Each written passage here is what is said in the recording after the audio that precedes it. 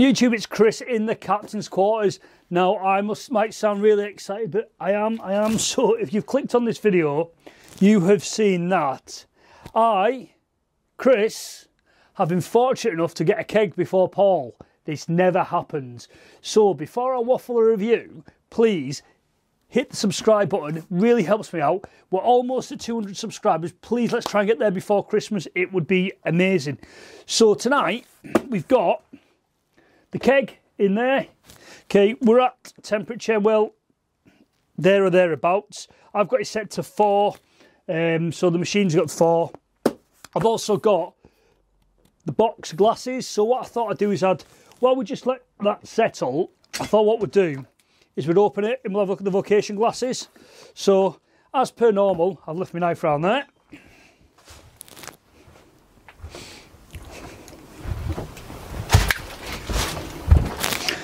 Don't worry, we will edit that out. We probably won't. So let's have a look at the glasses. So I got the keg pack. That was £75.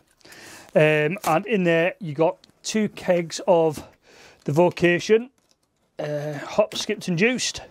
And you also got 2 glasses. Now, I've just opened these, so I don't know what nick they're going to be in, but let's have a look. Nice.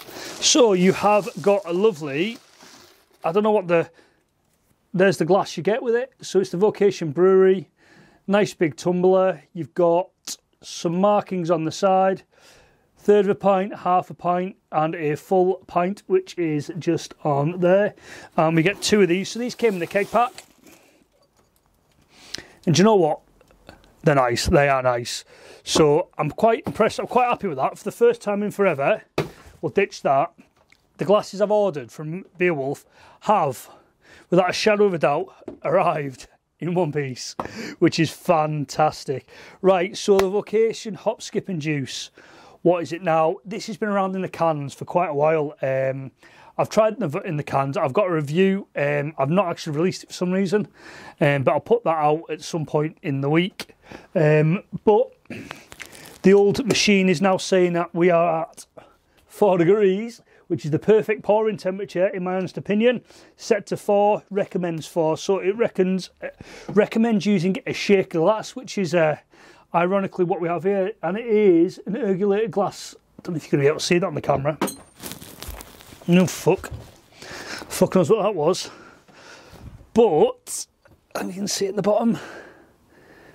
I quite like it. It's put in the camera there, can you see it? God knows.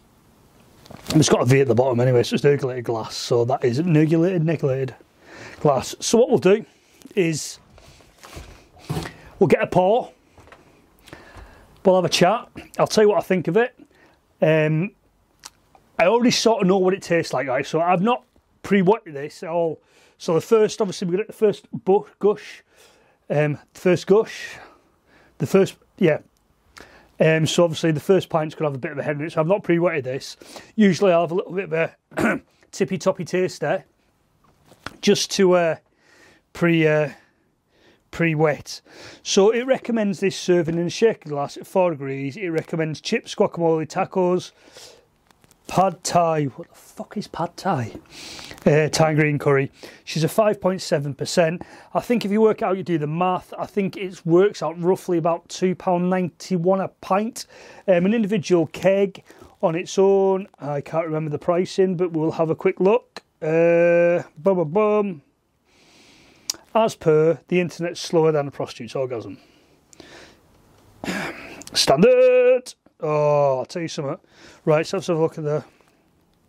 Right, £41.90, it works out at £3.30 a pint if you buy it a singular keg. If you then buy it the keg pack, you're paying 2 for 75.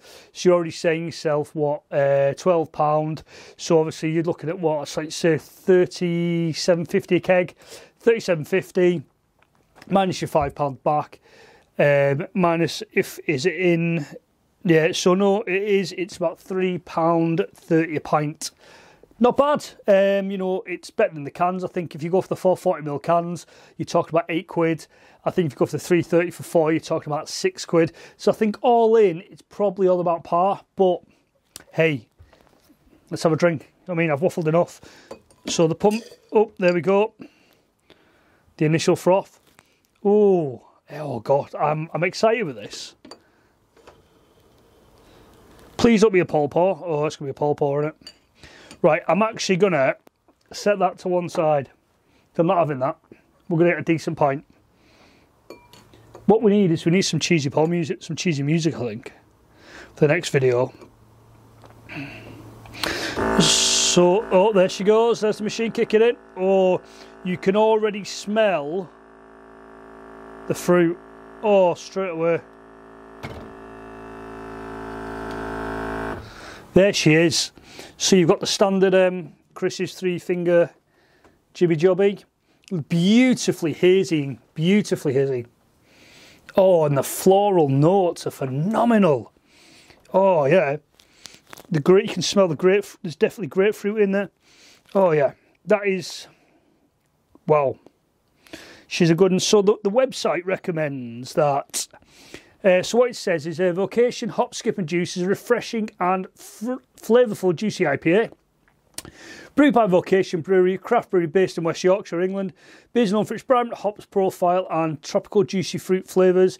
It's brewed with a blend of hops and imparts citrus, pineapple, stone fruits. Creates a deliciously fruity and hopwood forward beer. Obviously, it's a pale IPA made by Vocation. But yeah, let's have a smell. So you've definitely got the fruit, stone fruit. So if you're saying stone fruit to me, I'm thinking peaches, nectarines.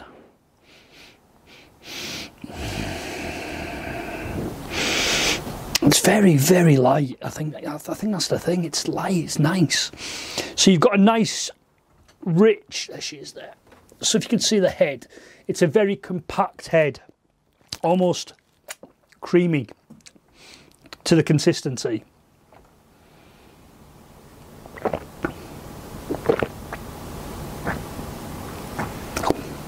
Cheers, that is a belter. Oh my God. What a drink. I mean, this is up there with probably... Do you know what? So, I'm not going to tell you what I think straight away. So, it says that it's hoppy and fruity, so I would 100% go with that. The fruit is there. I think there is a bit of peach in there. You've got a lovely mouthfeel, and it's very, very full-bodied. I mean, it's a lovely mouthfeel. Like the body on it's fantastic, beautifully, and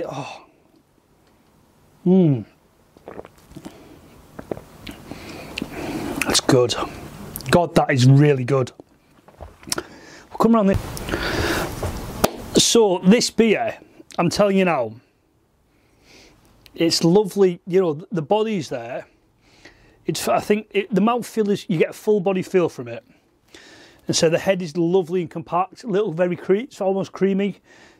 For a pale IPA, this is good. I mean, it's light to the tongue. The initial taste, it's 5.7%. So the alcohol, you can't taste it. It's so fruity. And I think that comes right to the forefront of your palate, especially on drinking it. You know, you've got lovely hoppy notes in there. You've got the fruit is so pungent almost. It's very, very light. And I do like an IPA, and I've said it before. I think Punk IPA is a great IPA. I think this is a fantastic addition to the Perfect Draft. I think it's a fantastic addition to the Life and Death, which I think is a little bit more, for me, heavier. But to be honest with you, this is a great beer. It's so full-bodied, but it's almost light as well. It doesn't feel heavy on the tongue. You know,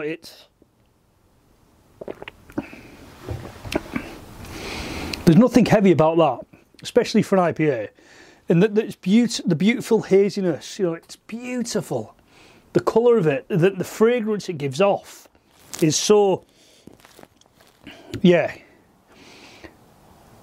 fantastic, absolutely fantastic. And to be honest with you, I cannot pick a fault with that.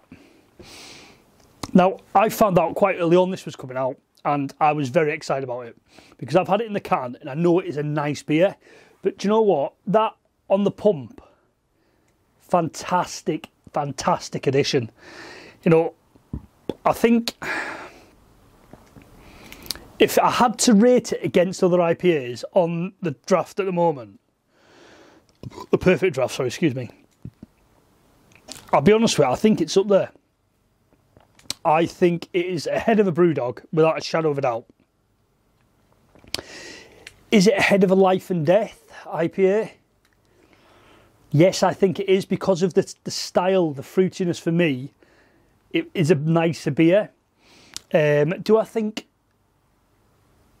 it's better than a Green Mountain? Yes. Is it better than that Hopton Harmony shite? Yes. This is probably one of the best, if not the... It's better than the Camden IPA. And it's not bad. It's not bad. I've not put the video out yet. I had a bit of sound issue at the end, but I've not put it out. But it's not bad. But this, boys and girls, perfect drafters, this for me is probably the best IPA on the pump. Now, I also think that this is potentially the best keg of the year. Oh yeah. For the new kegs we've had, not counting the re-releases of the Schneiders and the Frankie Royal and some of the other ones that have dropped on. Now, I've not reviewed all the new kegs, please, so for me, the kegs I reviewed, this is the best keg of the year for me. It's nice to see that this is now settled, so we'll just give that a tippy-toppy too. Oh yeah. The shame to let it go to waste.